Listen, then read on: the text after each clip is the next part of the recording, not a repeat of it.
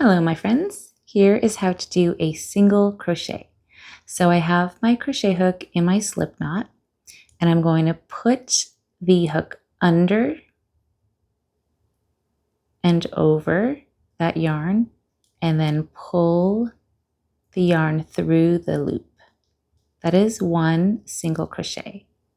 Let's do it again. So the hook goes under and over. That's called a yarn over. And then you're going to pull it through for 2 single crochets. Again.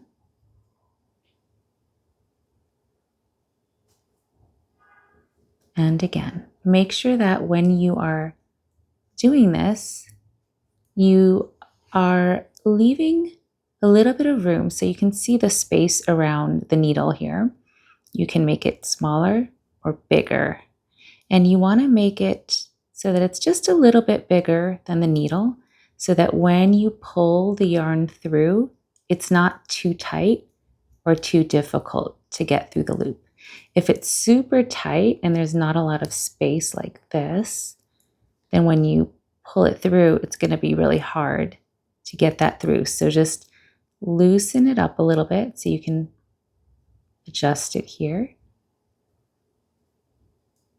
And make sure you get just the right amount of space.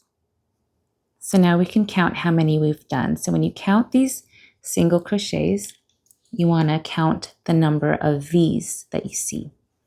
So 1, 2, 3, 4, 5, 6. This is 6 single crochets. This part is just the slip knot, so that doesn't count. And there you have it.